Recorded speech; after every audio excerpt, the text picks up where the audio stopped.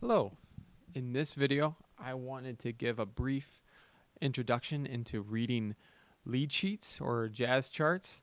Um, it's something that really anyone can do. It doesn't take a whole bunch to at least get started on them. There's a high skill ceiling, one that I'm still working on, but there's also a very, very low entry into getting into it. So it's something that anybody can do pretty much. As long really all you need to know is if you're somebody who already knows the keys of the keyboard, C, D, E, F, G, A, B, C, and then sharps and flats and the accidentals, then this is something you can learn. So, uh, with that, right now I'm looking at "Fly Me to the Moon," and this is gonna come out backwards. But this is what a lead sheet looks like. We have the chord symbol up here that changes throughout, and then we just have one melody line. So as long as you can read treble clef and you can read English letters, you can get into this. So basically, what you're going to do, the first step is, and I have usually about one chord. In this song, I have one chord for every 4 beats, for every measure. And basically, how I'm going to start out is just by playing, not the full chord itself. You don't need to know everything that's in an A minor 7 or a D minor 7 or a G dominant 7. You only need to know that's a letter A.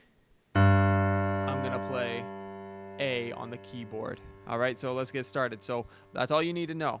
So I'm going to play 4 beats of A.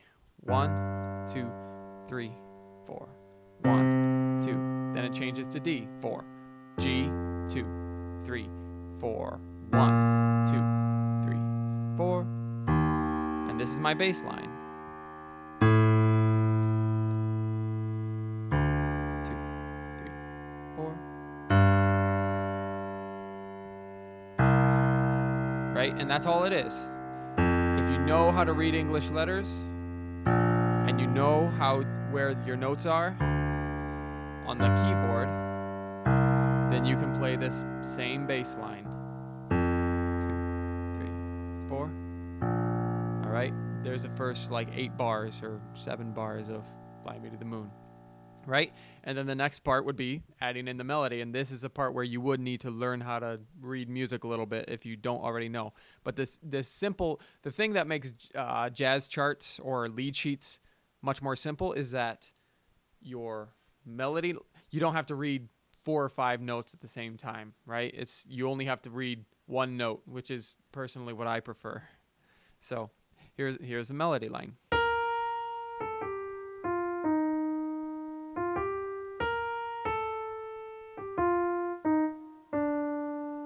There it is, right? And I don't need to go on. So there's my melody line. There was my bass line. So basically, in order to learn the two things, you would play your bass line just the one note, whatever the letter is. You'd play the bass line over and over and over again until you have it down really well, know it like the back of your hand, and then you will do the same with your melody line.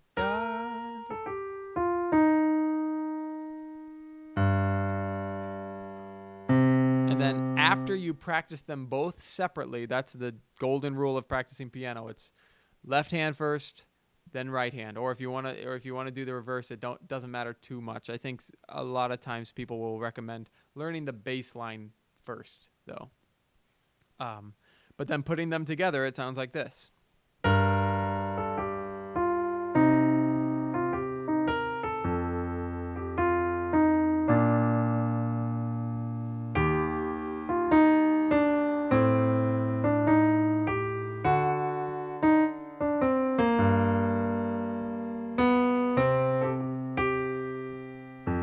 Right?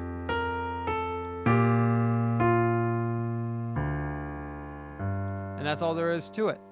And then from there, you could look up more videos, or I'll perhaps make some more videos about what the chords are, because of course you can add more.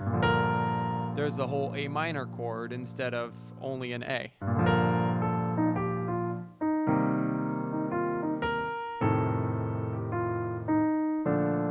And those were the full chords, just jumping from chord to chord. But that can be for another video. For now, all you have to know is how to read an English letter and where your notes are on the keyboard. Those are the only two things you need to learn a lead sheet.